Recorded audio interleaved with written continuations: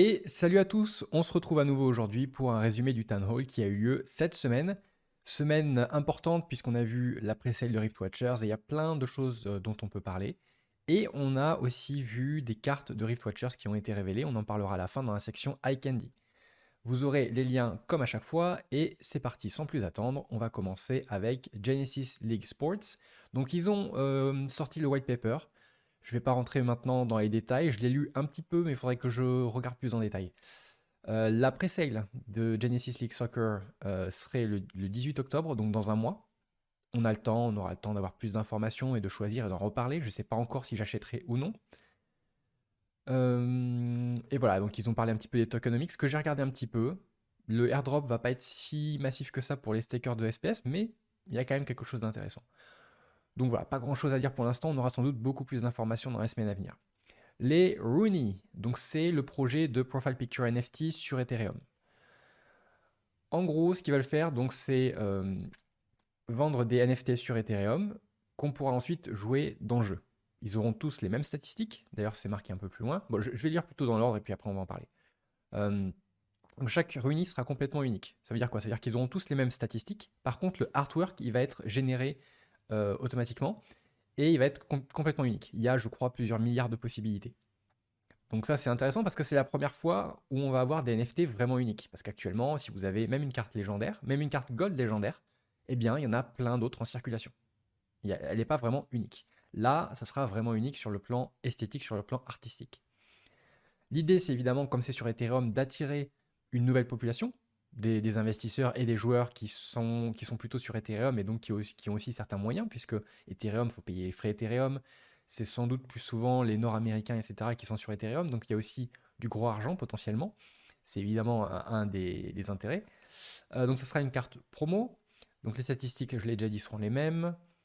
Et on pourra la revendre éventuellement sur OpenSea, qui est un marché secondaire en fait, un peu comme Hive Engine pour Splinterlands. Il faudra ensuite la staker. Bon, je ne vais pas non plus rentrer trop dans les détails parce qu'en fait, ils ont révélé un post détaillé où ils expliquent comment ça va se passer, la pré-sale, etc. Juste dans les grandes lignes quand même. Chaque Rooney va coûter 500 $. On pourra avoir jusqu'à 50% de discount avec des vouchers. Donc en gros, ça va pas faire vraiment 250 $, mais enfin, on pourra payer 250 $ en Ethereum, mais pour avoir un spot en whitelist, il faudra payer un certain montant. J'en parlerai dans la prochaine vidéo. Il y aura, alors là, ils ont mis 6000, en fait, il y aura 6500 Rooney.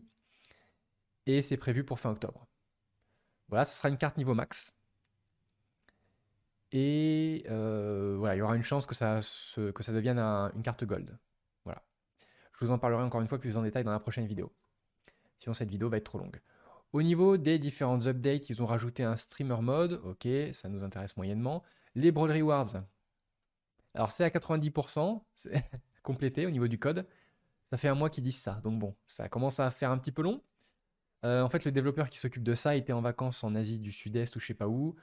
Je sais pas s'il est de retour, mais bon, en gros, il y a que lui qui peut s'en occuper apparemment, donc à voir. Ça aurait dû être fait déjà il y a des semaines, mais bon, c'est comme ça. Et puis bon, le mec honnêtement a quand même beaucoup bossé cette année. Laissons-lui quelques semaines de répit, ça peut se comprendre aussi quand même. Un tournoi sponsorisé, ça nous intéresse pas tellement. Splinterlands TV. Alors en gros, bon là, il n'y a pas grand-chose qui nous intéresse, mais comme vous le savez, sûrement, j'ai postulé pour streamer sur Splinterlands TV. J'ai eu un retour, et c'est bon, je suis bien streamer officiel sur Splinterlands TV. En réalité, encore une fois, j'ai été très occupé, j'ai déjà fait 2 streams au moment où je fais cette vidéo, donc désolé de ne pas vous avoir prévenu plus tôt. Mais voilà, donc je stream tous les jeudis de 9h à 11h du matin, heure française. Donc évidemment, si vous êtes au boulot, si vous êtes à l'école ou que sais-je, et que vous n'avez pas le temps ou quoi que ce soit, c'est pas grave. Je vous dis simplement pour information, je stream tous les jeudis de 9h à 11h, heure française. Je vous laisserai la rediffusion du stream en description, parce qu'il y a la rediff aussi. Donc si vous voulez regarder ça, ça peut être intéressant potentiellement. Le stream que j'ai fait ce jeudi était vraiment intéressant. Par contre, sachez que c'est en anglais. Voilà. Donc si jamais vous venez en stream et que vous parlez en français, je vous répondrai en français. Par contre, globalement, ça sera en anglais. Donc si vous avez un niveau en anglais un petit peu juste, ça va pas être évident. Donc voilà pour Splinterlands TV. Ensuite, au niveau de Rift Watchers, ils ont expliqué que les packs bonus comptent pour les airdrops. Tout comme KO Legion d'ailleurs. Donc imaginons, vous achetez 100 packs, vous avez 100 points de airdrop. Mais si vous, avec ces 100 packs, vous avez droit à 10% bonus. Donc vous pouvez avoir 110 packs, et bien vous aurez bien 110 points de airdrop, et pas seulement 100. Le Maverick Status, on s'en fiche. Au niveau des cartes alpha et bêta, ils ont rappelé que elles vont être plus puissantes sur les lands et sur le Tower Defense Game. Rien de bien surprenant. Le non-card market, c'est-à-dire le market où on ne pourra pas seulement acheter et revendre des cartes, mais aussi potentiellement des vouchers, peut-être du SPS, des packs, des lands, etc., etc. C'est prévu pour Q4, donc le dernier quadrimestre de l'année. Ça prend plus de temps que prévu, donc voilà. Ils travaillent dessus, mais voilà. Le Tower Defense Game, qu'est-ce qu'ils disent? Blablabla. Il y aura sûrement des packs bonus pour les vouchers, ok. La carte promo, nanana. Bon, encore une fois, le Tower Defense Game, pour l'instant, c'est pas quelque chose qui m'intéresse plus que ça. Et voilà, les runis, on en a déjà parlé. Et donc les High Candy. Alors évidemment, le résumé du Town Hall que je viens de vous faire est assez rapide, encore une fois, parce que les runis, je vous en parlerai dans une autre vidéo. Et globalement, Rift Watchers, on en a déjà beaucoup parlé dans les Town Hall précédents. Et voilà. Par contre, il y a des High Candies. Donc, ils ont révélé plusieurs cartes de Rift Watchers. Et on va regarder ça ensemble. La première qu'ils ont révélée, c'est cette carte-là, Watercolor. Donc une carte 5 mana, 3 magie, 2 speed, 7 points de vie, stun, intéressant, et Reflection Shield. Donc ce qu'on remarque, c'est que déjà il y a stun dès le niveau 1. Ça fait penser à la carte reward Revealer pour le Splinter Death. Donc très intéressant. Ce qu'on voit aussi, c'est que c'est très lent comme carte, mais c'est toujours intéressant d'avoir des cartes super lentes parce que quand même le rule set River Speed, il est quand même assez fréquent. Il est quand même assez fréquent, et avoir des cartes extrêmement lentes, c'est un gros avantage dans ce rule set. Donc par exemple, est-ce que ça vaut le coup de level up la carte de niveau 6 à niveau 7? Ben c'est pas sûr, parce que dans un rule set normal, elle sera toujours extrêmement lente, et en river speed, ben elle sera moins avantagée. Donc bon, à voir. Mais déjà, même sans parler forcément du niveau gold, déjà si on arrive à l'amener au niveau 3, c'est quand même assez intéressant. Encore une fois, pourquoi je parle du niveau 3, pourquoi je parle des niveaux inférieurs? Parce que personnellement, je ne vais pas acheter tant de packs que ça, et donc je ne vais pas pouvoir maxer mes cartes, clairement. Même pour Gold, même pour Silver, ça va être un peu chaud. Donc il va falloir faire des choix. Et encore une fois, chacun a son budget, chacun, voilà. Moi, je vais avoir un budget quand même relativement limité. Bon, j'ai quand même un peu d'argent, voilà, mais il va falloir quand même faire des choix.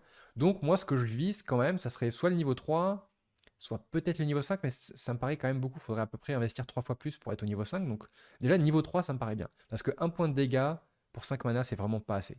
Par contre, 2 points de dégâts, là, ça devient intéressant. Et puis encore une fois, stun. Donc voilà, je ne vais pas forcément m'attarder trop. Reflection Shield, ça permet de ne pas recevoir de dégâts indirects de Blast ou de Magic Reflect notamment. Donc c'est intéressant.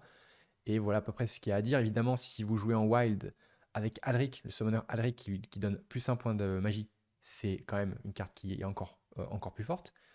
Mais voilà. Ensuite, on a Suday Shaman pour le Splinter Earth. Alors, là, on a quand même une carte assez atypique, assez intéressante. Déjà 3 points de magie, potentiellement 4 avec Obsidian. Recharge, donc Recharge, ça veut dire qu'il va taper un tour sur 2, mais il va taper 3 fois plus fort. Et Giant Killer, qui fait qu'il va taper 2 fois plus fort sur les cartes à 10 mana ou plus. Donc il va taper extrêmement fort. Et vous allez voir que dans Rift Watchers, il va aussi y avoir plusieurs cartes qui vont avoir 10, 11 mana, peut-être plus, sûrement plus, je pense. Donc ça peut être un contre potentiellement à ce type de carte. Ensuite, au niveau max, il a Rust. C'est toujours intéressant Rust, mais bon, je vois pas trop de synergie avec ce monstre-là en tout cas, en l'occurrence. Mais alors du coup, au niveau inférieur, niveau 4, hein, il a Giant Killer, donc à partir du niveau 4, ça me paraît quand même vachement intéressant. Mais même, en fait, à mon sens, il faut l'avoir au moins niveau 1, à mon sens. De toute façon, c'est une carte qui est rare, elle n'est pas épique ni légendaire, donc elle devrait pas coûter trop cher. Elle a quand même pas mal de points de vie, donc c'est quand même pas inintéressant à mon sens. C'est un peu situationnel. Parfois, Recharge, je suis pas fan, hein, parce que parfois vous allez taper, imaginons justement à 12 ou à 15 ou à je sais pas combien, et sauf que vous allez taper sur une carte qui a un point de vie. Ou alors qui a un peu d'armure et qui a Void Armor. C'est ça un peu le problème de Recharge. Bref, passons à la suite. Alors là, évidemment, je fais un aperçu assez rapide, hein. Évidemment, on pourrait aller plus en détail, etc. Regarder les synergies avec les autres cartes, mais bon, on va pas non plus passer une demi-heure là-dessus. Night Ghoul, vraiment une carte, pour le coup, super intéressante, peut-être la plus puissante de toutes celles qu'ils ont révélées. Déjà, même au niveau 1, on voit qu'il a déjà 4... Enfin, on va regarder déjà le niveau max, parce que c'est affiché ici. Donc il coûte 11 mana, donc il est vulnérable aussi à Giant Killer potentiellement. 6 attaques, ce qui est énorme. 4 speed, très rapide. 6 armure, 11 points de vie, Enrage et Force Field. C'est quand même une carte extrêmement, extrêmement forte et difficile à contrer.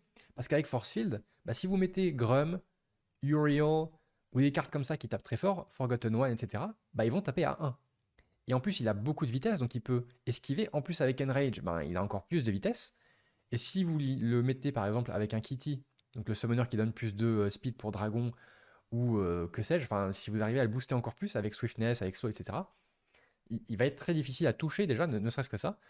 Et voilà. Après, il pourrait être potentiellement vulnérable aux dégâts magiques, mais il y a aussi le summoner Riftwatcher's Dragon, justement, qui donne phase. Donc avec toute la vitesse qu'il a, il pourrait esquiver des dégâts magiques. Donc très très très fort. C'est une carte commune, donc l'avoir ne serait-ce que niveau 1, ça va être extrêmement facile parce qu'il coûtera pas cher, et si vous achetez quelques packs, vous arriverez très probablement à en avoir une. Donc au niveau 1, qu'est-ce qu'il a? Il a déjà 4 attaques, ce qui est très très très fort. Il a 2 speed, ce qui est pas tant que ça. C'est pas ouf de speed. Mais c'est déjà pas mal. Et puis avec Enrage, ça monte à 3, donc si vous êtes en bronze ou en silver, c'est déjà quelque chose. Il a 4 armures surtout et 10 points de vie. Donc déjà pour une carte commune, c'est déjà pas mal. Après, moi ce que je verrais, c'est déjà le niveau 3, parce qu'avec 3 speed, avec Enrage, il monterait à 5 speed. Ça serait le premier point.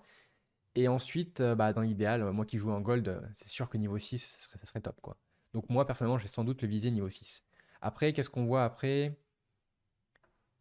Ouais, je pense déjà niveau 6, ça sera pas mal. Après, je verrai si je vais plus haut, mais ouais, je pense pas trop. Là, vous voyez, par exemple, la différence entre niveau 6 et niveau 7, c'est qu'il gagne 1 armure.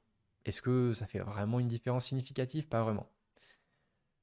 Donc voilà pour ça. Ensuite, qu'est-ce qu'on a? Pourquoi j'arrive pas à sortir de ça? Ok, c'est bon. Tinderlock. Donc là, c'est une carte Fire. Encore une fois, super forte. Regardez un peu ça. Au niveau max, 10 mana, 4 attaques à distance, avec close range. 5 speed de base, 11 points de vie, et il a Last Stand, Close Range, Silence et Deathblow. Donc, assez incroyable. Pour rappel, Last Stand, ça lui augmente toutes ses statistiques, il me semble, de 50%. Donc, il passerait de 4 d'attaque à 6 avec Close Range, de 5 speed à 8, et de 11 points de vie à grosso modo 17, je pense. Quand même assez incroyable. Et s'il se retrouve à un contre 1 avec quelqu'un d'autre, ben, Deathblow va faire qu'il va taper 2 fois plus fort. Donc il va peut-être taper à 12 ou quelque chose comme ça. Assez impressionnant. Si en plus vous le mettez avec des summoners qui vont le booster pas mal, du genre Conqueror Jesek, qui va bientôt arriver, vous lui rajoutez 2 speed de base, plus Piercing. Ou alors vous le mettez avec Kitty, qui lui rajoute 2 speed de base, plus Heal. C'est Resurrect? Non, c'est pas Resurrect, c'est True Strike, pardon. True Strike. Bon, ce qui ne changerait pas grand-chose pour cette carte. C'est quand même extrêmement fort. Et encore une fois, c'est une carte qui est rare. Donc elle n'est pas si difficile que ça à obtenir. Et bon, après, encore une fois, ça va être difficile de l'avoir niveau max, mais même si on regarde au niveau un peu moins élevé, rien que niveau 1, vous avez 3 d'attaque, donc ça va devenir 5 s'il est le dernier survivant, 4 speed, ce qui va devenir 6, sans compter Conqueror Jesek par exemple, et 8 points de vie qui vont devenir 12. C'est quand même assez impressionnant. Et bah, ce qui serait pas mal, ça serait quand même niveau 4, parce que Silence, ça peut être quand même vachement utile, et puis il a un peu plus de points de vie, un peu plus de speed, donc il serait encore plus fort, mais rien que niveau 1, à mon sens, c'est une carte qu'il faudra avoir, ne serait-ce qu'au niveau 1, par exemple sur des comptes secondaires ou quoi que ce soit. Et je crois que c'est la dernière, ouais, c'est la dernière, Corsair Bosun. Donc ça, c'est une carte life, et donc c'est un off-tank, on voit qu'il a reach. Donc il a 10 mana, 6 attaques au niveau max, 3 speed, 5 armures, 9 points de vie, reach, reflection shield et cleanse. Alors, déjà il tape extrêmement fort, ce qui peut être un problème face à force field par exemple. Donc moi personnellement, moi j'aime bien qu'il tape à 4, et 5 c'est quelque chose qui me dérange un petit peu, voilà. Donc pour moi, de l'avoir niveau 1 ou niveau 2, c'est déjà bien. Ceci étant dit, alors on voit aussi qu'il a toujours le même speed, hein. Il a toujours 3 speed tout le long, ce qui fait qu'il est assez polyvalent. Et on peut aussi le jouer en reverse speed de manière raisonnable, quoi. Ça va, il marche quand même plutôt bien. Il a Reflection Shield, donc ce qui veut dire qu'il ne va pas prendre de dégâts de blast. Donc c'est pas mal, comme il est off-tank, bah si on tombe contre un Yodin par exemple, et qui tape essentiellement notre tank en première position, eh bien lui, il va prendre aucun point de dégâts. C'est quand même très fort. Et voilà, à des niveaux plus élevés, il a Cleanse, ce qui permet de supprimer les effets négatifs sur votre tank. Donc par exemple, Affliction, Poison, etc., etc. Ce qui est très fort. Maintenant, est-ce que ça justifie d'investir, entre guillemets, autant? Je sais pas. Je sais pas encore. Il y aura d'autres cartes qui vont être révélées, on verra. Personnellement, avec Life, j'ai pas l'impression que les debuffs me causent problème pour l'instant. Après, on verra avec Rift Watchers, on verra aussi l'année prochaine avec Rebellion, avec la mini-édition qui viendra avec Rebellion. Il pourrait y avoir plus de cartes avec des debuffs, etc. Donc, à voir. Mais déjà, encore une fois, niveau 1, vous avez 4 attaques, 3 speed, 5 armures, 6 points de vie. Alors, 6 points de vie, c'est pas énorme, mais donc ça fait qu'il est assez vulnérable aux dégâts magiques. Mais avec Grandmaster Wraith, ben, les 5 armures, c'est un peu comme si vous aviez 5 points de vie, quoi. Donc c'est quand même très fort. Et si vous avez un repair, ça peut être très bien aussi. Donc voilà, une carte qui m'a l'air quand même, encore une fois, bien intéressante, au moins au niveau 1. Au moins au niveau 1 en fonction du budget de chacun. Donc voilà pour ces cartes-là. Je vais juste regarder un petit truc, ouais, on est bon. Ensuite, il y a encore quelques autres teasers. Alors là, ils mettent Runi Teaser, c'est pas vraiment ça, parce que ça, c'est une carte Rift Watchers. Donc ça, c'est peut-être une faute de frappe au niveau du truc, mais ça devrait être une carte Rift Watchers. Donc on verra quel Splinter ça pourrait être. Est-ce que ça pourrait être live? Est-ce que ça pourrait être neutre? Ils ont un peu foiré les phalanges là. Enfin, les trucs là, c'est très bizarre. Ouais, c'est très bizarre. Et cette carte là qui est magnifique, hein, ils l'ont déjà montré. Ultra stylé. Moi j'aime beaucoup beaucoup ce artwork. J'aime énormément ce artwork. Vraiment kiffant. Je suis curieux de voir ses statistiques. Et ensuite là par contre c'est vraiment les Rooney. Donc là c'est les blueprints. On verra ce qu'ils en disent. Et le kit opening, alors ça j'ai pas bien compris, enfin à ma connaissance il n'y aura pas vraiment de kit à ouvrir, puisqu'on devrait acheter les Rooney à l'unité. Je sais pas trop. Ou peut-être qu'on achète des packs qui contiennent un Rooney chacun, je sais pas. Mais là c'est bizarre parce que là on voit une arme, on voit plein de trucs. Je vois pas trop le rapport avec les Rooney. Enfin bon bref. Et voilà pour le résumé du Town Hall. Donc, bah, c'est à peu près tout. Que dire de plus? Pas grand-chose. On se retrouve très vite justement pour parler des Rooney, donc je vais faire la vidéo là juste après, là j'enregistre juste après. Et elle sortira sans doute le lendemain quand vous verrez cette vidéo-là. Donc voilà, j'espère que ça vous a plu et je vous dis à très vite dans une prochaine vidéo. Salut!